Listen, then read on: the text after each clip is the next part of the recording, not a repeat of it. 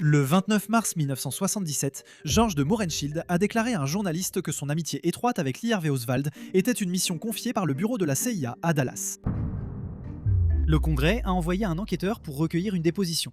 Lorsqu'il est arrivé à la maison, la famille de George a dit qu'il n'était pas là. Mais il l'était. Il était dans sa chambre, mort d'un coup de fusil de chasse, un coup que personne n'a entendu. Mais l'histoire ne commence pas en 1977. Et elle ne commence pas à Dallas. Elle commence en 1952, dans un manoir dans le Maine, où les familles les plus riches d'Amérique ont organisé une séance de spiritisme. Et 9 personnes ont été choisies par d'anciens dieux pour changer le monde. Et le 22 novembre 1963, ils l'ont fait.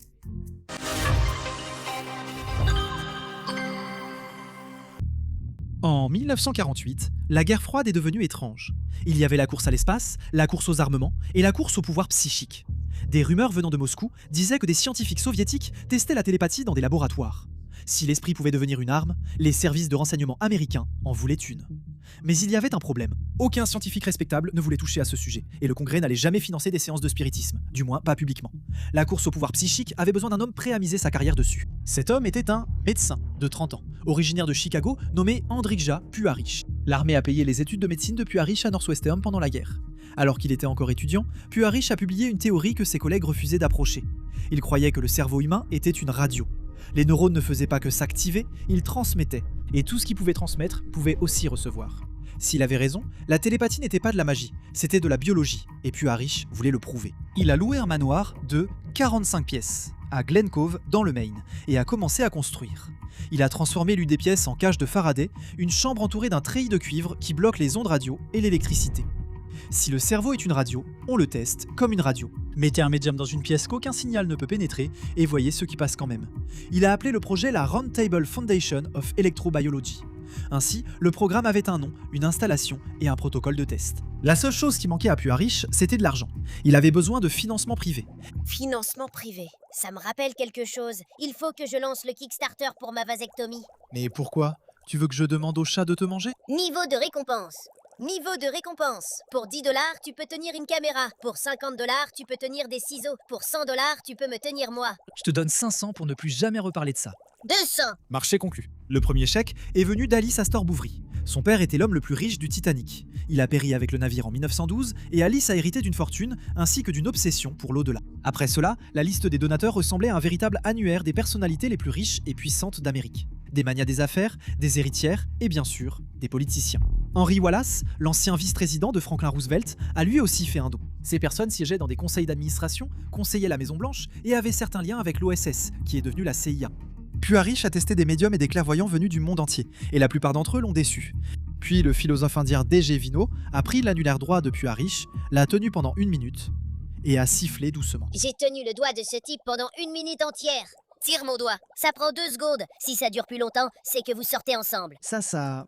C'était pas ça. Il a tiré son doigt et a entendu un sifflement lui dire bonjour. Vinod a passé l'heure suivante à décrire en détail des événements privés de la vie de Puharich. La table ronde était maintenant en activité. Et le soir du Nouvel An 1952, Vino s'est allongé dans la salle de test. À 9h, Vino a commencé à parler. C'était la voix de Vino, mais les mots n'étaient pas les siens. Les paroles venaient de 9 anciens dieux égyptiens, et Puharich a tout enregistré.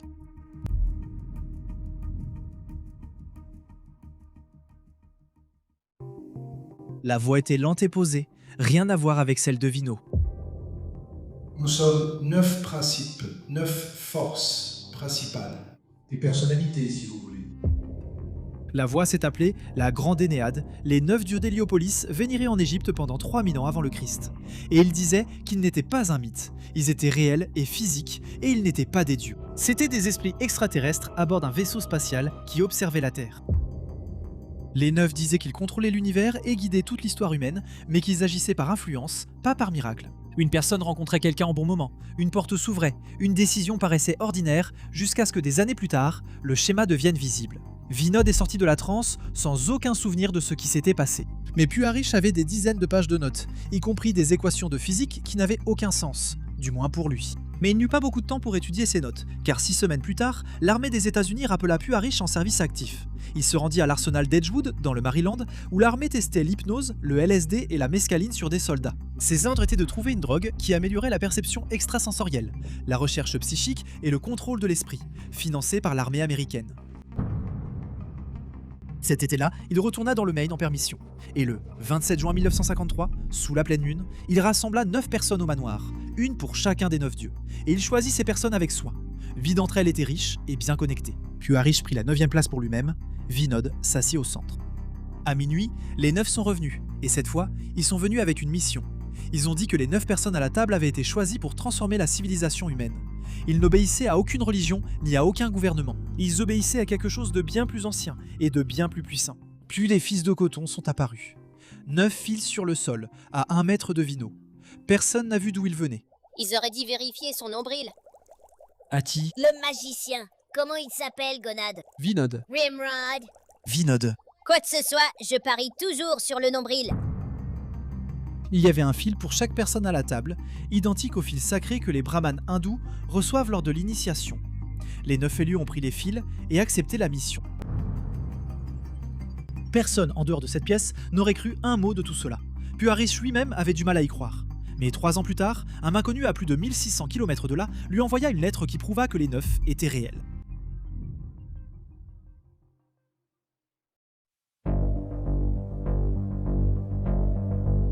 Après la séance, Vinod est retourné en Inde et les 9 sont restés silencieux. Quand l'argent a manqué, Puarish est parti au Mexique à la recherche de champignons sacrés pour ouvrir son esprit. Ah, la retraite bien-être classique. Mon oncle Irving a fait le même voyage, en 74. Il est parti comptable et il est revenu en adepte du bâton de pluie. Oui, je peux encore sentir le patchouli et laisse-moi te dire, l'oncle Irving avait vraiment mauvaise mine dans un bocal à poisson. À l'hôtel, la chambre de Puarish a été donnée par erreur à un couple américain du Michigan, le docteur Charles Logued et sa femme. Puarish les a rencontrés. Logued a dit qu'ils étaient des contactés. Des intelligences spatiales parlaient à travers. C'était le genre de personnes que fréquentait Puarish, alors ils sont restés en contact. Un mois après le retour de Puarish chez lui, une lettre de Logued est arrivée.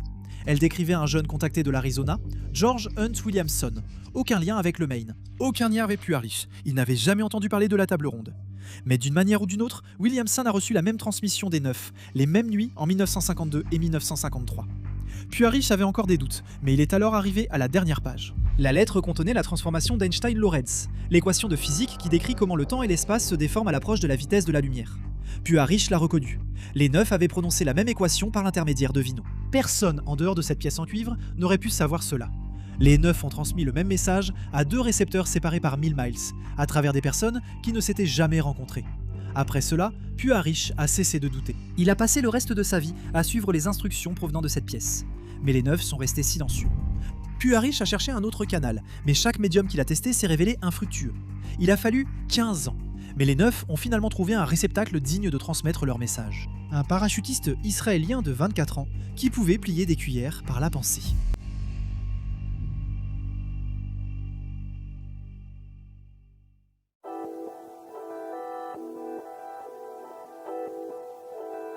L'appel venait d'Israël. Uri Geller affirmait qu'il pouvait lire dans les pensées et influencer les événements. Il disait pouvoir plier le métal et arrêter les horloges. Puarish était sceptique, mais des témoins affirmaient que Geller était authentique. Alors Puarish s'est envolé pour Tel Aviv afin de le voir à l'œuvre. Peu de temps après, les 2 hommes prenaient l'avion pour l'Amérique. Dans sa propriété à Ossining, New York, Puarish lança l'opération Lab 9. Il construisit une autre cage de Faraday, avait un nouveau médium et demanda de nouveau à parler aux anciens dieux astronautes. Et cette fois, ils ont répondu. Mais une voix différente s'exprima à travers Geller.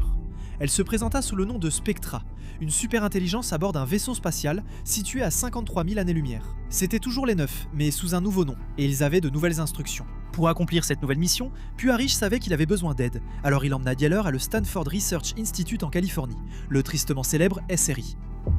2 physiciens, Russell Targ et Harold Puthoff, expérimentaient eux aussi avec des médiums, en particulier des personnes pratiquant la vision à distance. Le SRI recrutait et formait des personnes capables de projeter leur conscience n'importe où sur Terre et au-delà. Certains de leurs sujets les plus talentueux pouvaient même voir à travers le temps. Les premières expériences étaient plus simples que d'envoyer sa conscience sur Mars. Le sujet recevait une enveloppe scellée et devait dessiner ce qu'il y avait à l'intérieur. Les expériences se déroulaient dans une pièce blindée, semblable à une cage de Faraday. Pendant 7 jours, en août 1973, Uri Geller a fait dessin après dessin. Une enveloppe contenait une image de raisin, 24 au total. Uri Geller a dessiné 24 raisins. Une autre image représentait le système solaire. Uri Geller l'a dessiné aussi. Uri Geller a réussi 10 fois de suite, un résultat quasi impossible observé par des scientifiques qualifiés. En octobre 1974, Targ et Puthoff ont publié leurs expériences dans Nature.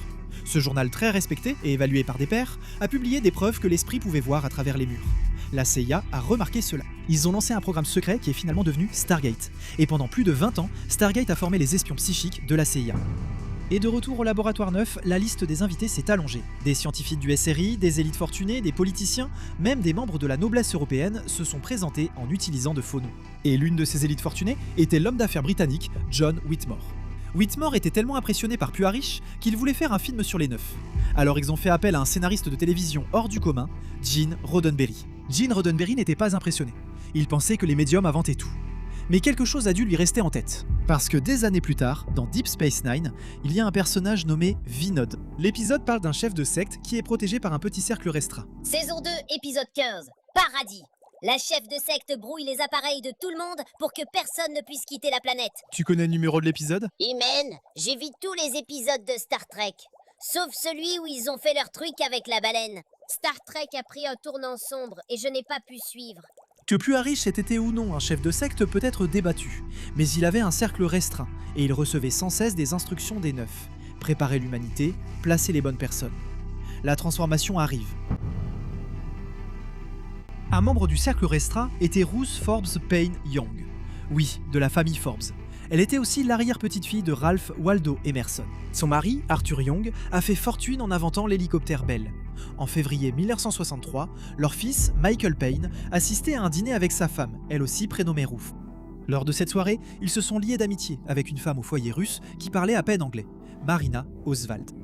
Les Payne ne le savaient pas à l'époque, mais 7 mois plus tard, le mari de Marina allait rôder dans leur garage pour y cacher un fusil.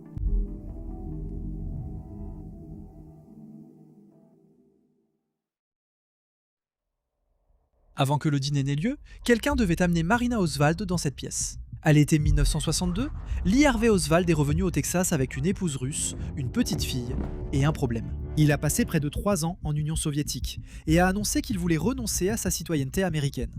Puis il a changé d'avis. La communauté russophone de Dallas a d'abord aidé la famille, mais Oswald les a épuisés avec son tempérament et ses opinions politiques. Un à un, ils se sont éloignés. Mais pas George de Mohrenschildt.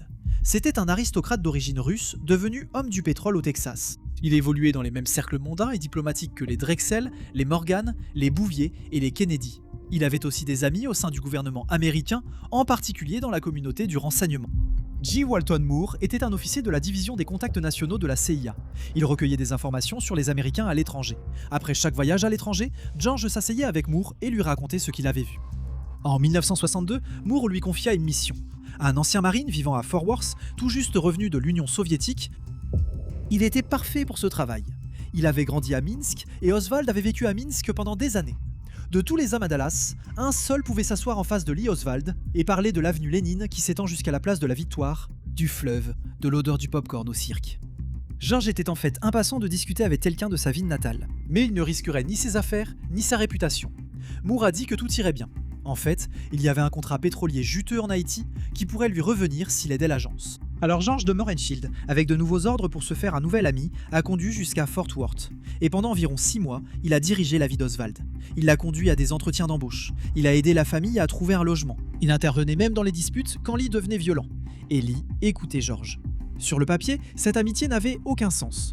George de Mohrenschildt dînait avec des sénateurs et des cadres du pétrole. Lee Oswald travaillait dans une usine et lisait Marx pendant la pause déjeuner. Mais l'amitié était réelle. George l'aimait bien. Il disait aux gens qu'il avait pitié de Lee. Il était intelligent, amer et dépassé par les événements. Il est resté proche jusqu'au 22 février 1963, lorsqu'il a emmené les Oswald à une petite fête à Dallas. L'une des invitées était Ruth Payne, une mère séparée qui étudiait le russe. Marina avait besoin de quelqu'un à qui parler, et Ruth voulait quelqu'un avec qui pratiquer. À la fin de la soirée, elles ont échangé leur numéro de téléphone. Ce printemps-là, George de Mohrenschildt est parti pour Haïti et n'a plus jamais revu Lee Harvey Oswald. Mais il n'en avait plus besoin. Sa mission était accomplie. L'homme de la CIA à Dallas avait fait une seule mise en relation, et c'était la seule qui comptait. Il ne restait plus qu'à attendre et de regarder l'histoire se dérouler.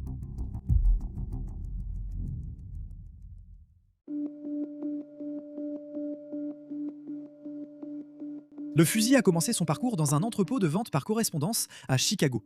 Il a terminé dans un garage à Irving, au Texas, enveloppé dans une couverture, caché derrière du matériel de camping. Entre ces deux points, une chaîne de mise en relation passait par une seule famille. Ruth Payne était séparée de son mari, Michael, qui continuait à payer l'hypothèque de la maison à Irving.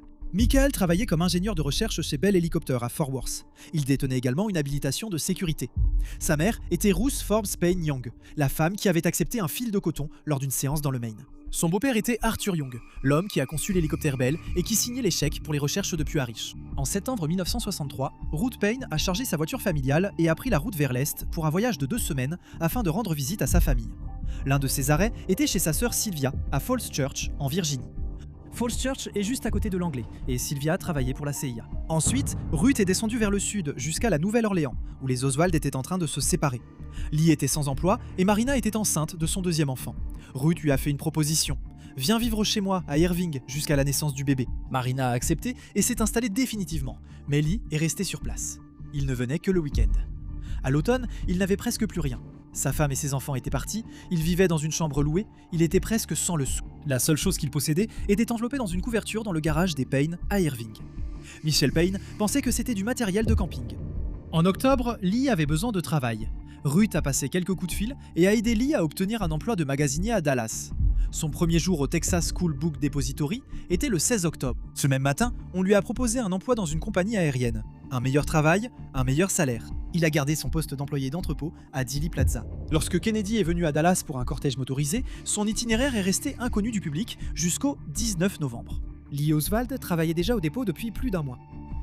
Le soir du jeudi 21 novembre, Oswald est venu à Irving avec un jour d'avance.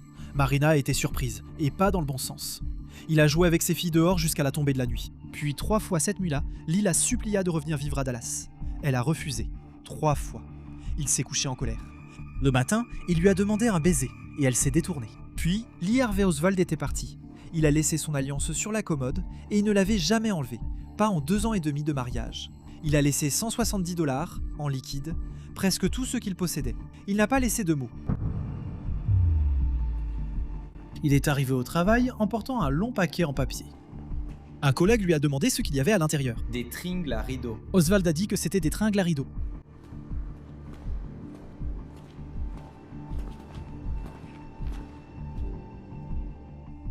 Ce n'était pas des tringles à rideaux.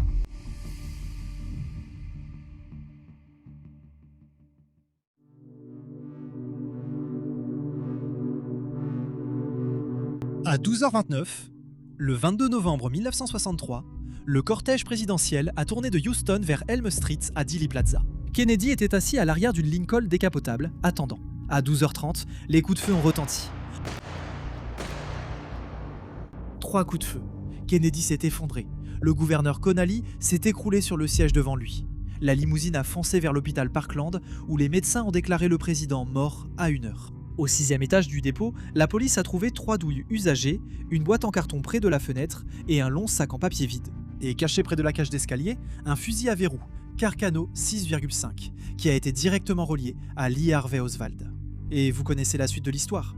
45 minutes plus tard, l'officier J.D. Tippit a été abattu sur un trottoir à Oak Cliff. La police a arrêté Oswald au Texas Theater. 2 jours plus tard, dans le sous-sol du quartier général de la police de Dallas, un propriétaire de club de striptease nommé Jack Ruby est sorti de la foule et a abattu Oswald en direct à la télévision. Oswald est mort à l'hôpital Parkland. Il n'y a pas eu de procès, pas de contre-interrogatoire, pas un mot de témoignage de la part d'Oswald. Mais il n'y en avait pas besoin. C'était le tireur solitaire, et c'était la fin d'histoire. Mais un président assassiné et un suspect assassiné ont laissé le pays plein de questions.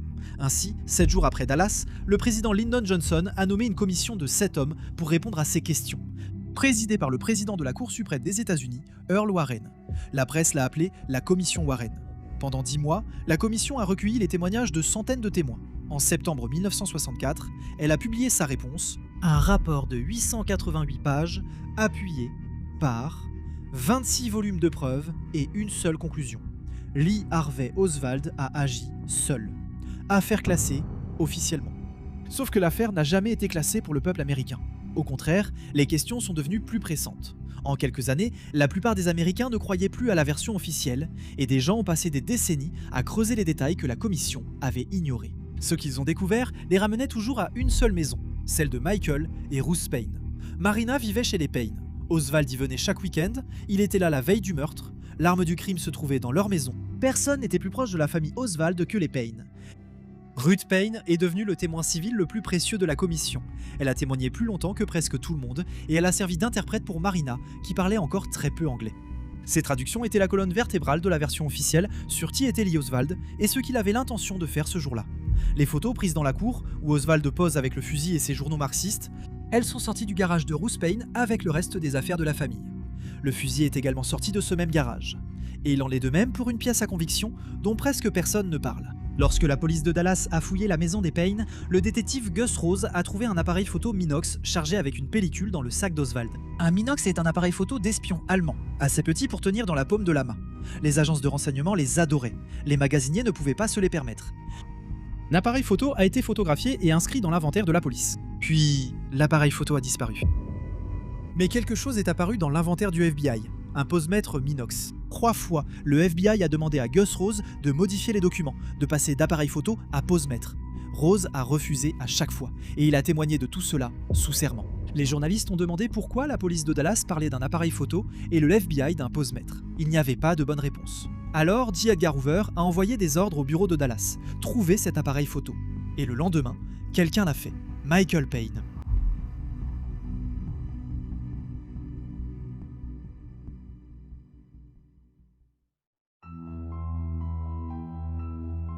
Le lendemain, Michael Payne a remis au FBI un micro-appareil photo Minox. Il a dit que c'était le sien et qu'il était dans le garage tout le temps, dans une boîte à café. Michael a dit que la police ne s'intéressait pas à un appareil photo d'espion trouvé dans une maison occupée par la femme russe d'un transfuge. Cet appareil photo d'espion était dans une boîte à café, bien sûr, et juste à côté du microfilm dans un sucrier et du cyanure dans un porte-épices. Et le numéro de série de l'appareil photo de Michael avait 5 chiffres. La société Minox a dit que leurs appareils photo avaient 6 chiffres. Et le numéro de série est important. C'est ainsi que Minox pouvait retrouver la date de fabrication et l'origine d'un appareil photo. Un numéro à 5 chiffres le rend impossible à tracer. La commission Warren a interrogé les Payne sous serment pendant des jours. Personne ne leur a posé une seule question à propos de cet appareil photo. Le fusil, les photos, les traductions, l'appareil photo d'espionnage et le travail qui a mis Oswald à cette fenêtre. Chacune de ces choses est passée par la maison de Ruth Payne. Même la mère d'Oswald a dit qu'elle pensait que Marina et Ruth Payne étaient impliquées. D'une manière ou d'une autre, la famille au centre des preuves n'a jamais été considérée comme faisant partie de l'affaire. Et voici le truc. Le FBI surveillait déjà les Payne. 2 fois dans les semaines précédant l'assassinat, un agent est passé. Il gardait un œil sur la femme du transfuge qui vivait là. Le bureau avait déjà un dossier ouvert sur Lee Harvey Oswald, avant qu'un seul coup de feu ne soit tiré. Alors, quand les coups de feu ont retenti, chaque ligne téléphonique liée à l'univers d'Oswald est devenue une ligne sous surveillance, et le FBI a commencé à écouter. L'après-midi de l'assassinat, Michael Payne a appelé Ruth depuis son travail. Il a dit qu'il était certain qu'Oswald avait tué le président, mais qu'il ne pensait pas qu'Oswald en était responsable. Et puis est venue la phrase suivante. Nous savons tous les deux qui est responsable de l'assassinat. Lorsque les avocats de la commission ont interrogé Michael à ce sujet, il a nié l'avoir dit. Et l'appel n'est jamais apparu dans le rapport Warren.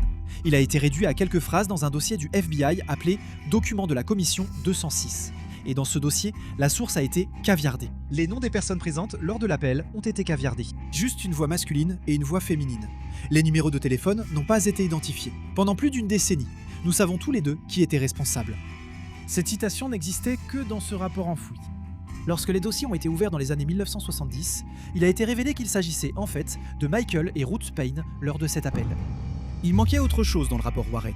Dans les 26 volumes, les 888 pages, Puarish, la table ronde et les 9 n'apparaissaient pas une seule fois, alors qu'ils auraient dû. Le monde des séances était plus proche de la commission que personne ne le pensait. L'un des 7 commissaires était l'ancien directeur de la CIA et notre méchant récurrent sur cette chaîne, Allen Dulles. Dulles n'aurait pas dû faire partie de cette commission pour plusieurs raisons. Premièrement, Kennedy l'a renvoyé. Après la baie des cochons, Kennedy a déclaré qu'il voulait, je cite, « briser la CIA en 1000 morceaux et la disperser aux 4 vents ». Il pensait que Dulles voulait entraîner les États-Unis dans une guerre contre Cuba, ce qu'ils ont essayé à maintes reprises. Donc Dulles a été évincé, et il y a une autre raison pour laquelle Dulles n'avait rien à faire dans la commission. Il avait un secret. Pendant la guerre, il dirigeait une espionne en Suisse, Mary Bancroft. Elle était son agent et elle était sa maîtresse. Et pendant plus de 40 ans, la meilleure amie de Mary Bancroft était Ruth Forbes Payne Young.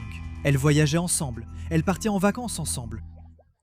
Attends. La meilleure amie de la petite amie espionne du commissaire, c'est la médium dont le fils avait le fusil dans son garage. Ce sont les faits. J'ai vu des intrigues mieux ficelées dans des séries verticales. Tu regardes ça? Petit plaisir coupable, les rageux sont les bienvenus. Pendant que Dulles siégeait à la commission, Bancroft lui a écrit une lettre pour lui rappeler à quel point elle connaissait bien la mère de Michael Payne. Cette lettre n'était pas non plus dans le rapport. Elle a été retrouvée 40 ans plus tard. L'homme que Kennedy a renvoyé détenait les dossiers sur la famille qui a hébergé ce tueur, les dossiers sur la famille de la meilleure amie de sa maîtresse. Et 14 ans plus tard, quelqu'un a commencé à brûler les dossiers.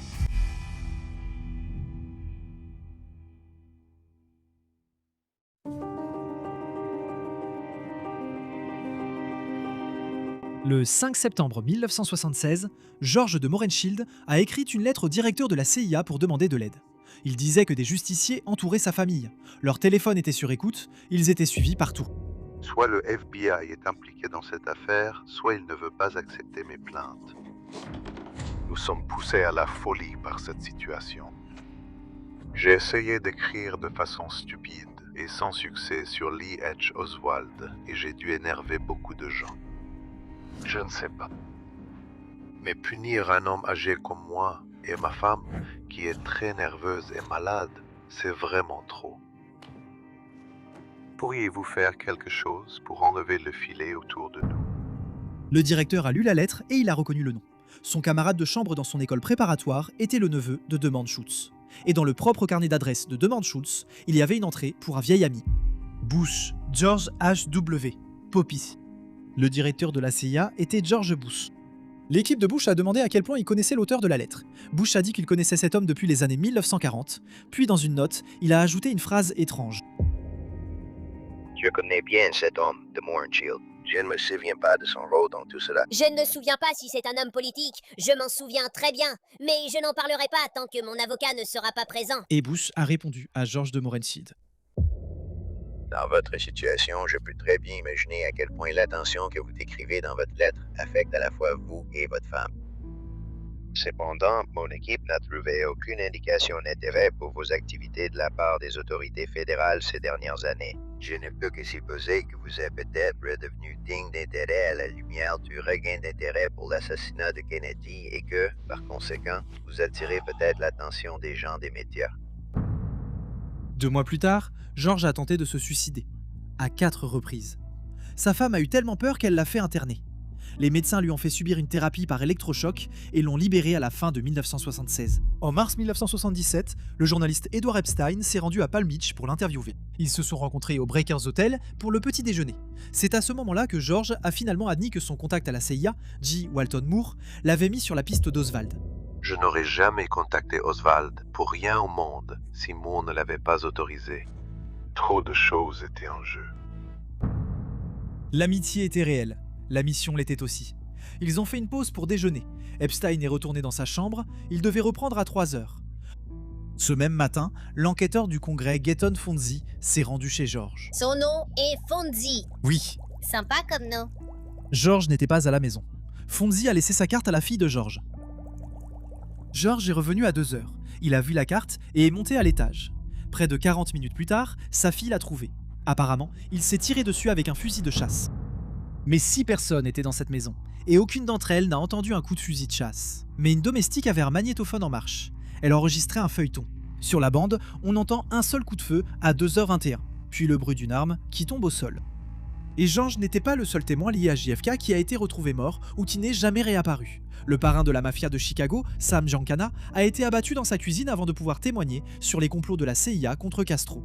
Le mafieux Johnny Roselli a disparu et a été retrouvé dans un tonneau de pétrole. Un ancien policier, Richard Kane, était lié à la mafia et à la CIA. Lui aussi a été tué à Chicago, dans un snack. Hale Boggs était un membre du Congrès au sein de la commission Warren. Il a publiquement critiqué le rapport Warren et a demandé une nouvelle enquête dans les années 1970. Il a disparu dans un petit avion au-dessus de l'Alaska en 1972. L'épave n'a jamais été retrouvée. Et 1 an et demi après Palm Beach, le domaine de Lab 9 a brûlé. Des décennies de dossiers de Puharich sont partis en fumée avec lui, ainsi que le chien de la famille. Il n'a pas parlé à la police. Mais plus tard, il a écrit qu'il pensait que c'était la CIA. Ensuite, Puharich s'est caché. Il est mort en 1995, après une chute dans un escalier. À la fin des années 1970, tous les témoins de l'affaire JFK étaient morts. Et tous ceux qui gravitaient autour de Puharich ont perdu leur emploi, leur réputation et leur financement. Certains ont même perdu la raison. Toutes les personnes du Conseil des Neuf et toutes celles qui pouvaient les nommer avaient disparu.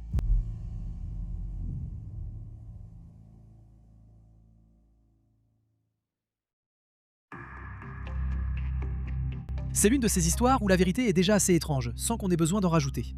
Alors séparons ce qui s'est vraiment passé de ce qui ne s'est pas produit. Les séances ont bien eu lieu, la table ronde était réelle, tout comme la liste des donateurs. La mission de Puharich, consistant à trouver une drogue qui améliore la perception extrasensorielle, est bien réelle. Les Neufs, c'est une autre histoire. Tout ce qui vient de ces pièces en cuivre passe par un seul homme. Les extraterrestres, les prédictions, les équations, personne d'autre n'a rien vu de tout cela. Et Puharich n'en apparaît qu'en 1974. Après JFK, après le rapport Warren, après que les Payne soient devenus célèbres. Soit 9 extraterrestres ont prédit l'histoire, soit un homme a inventé une histoire pour s'en approprier une partie. Maintenant, les 10 sur 10 de Geller se sont vraiment produits devant des témoins, mais il est controversé depuis des années. Pourtant, la CIA a écrit à son sujet qu'il avait démontré ses capacités perceptuelles paranormales de manière convaincante et sans ambiguïté. Mais cela n'a pas suffi à maintenir Stargate en activité. Le programme a finalement été arrêté parce qu'il ne produisait pas de résultats utiles. Mais cela aussi fait l'objet de débats. Ce qui est arrivé à Dallas est différent. Il y a des archives, il y a des témoins, il y a des liens. Beaucoup de liens.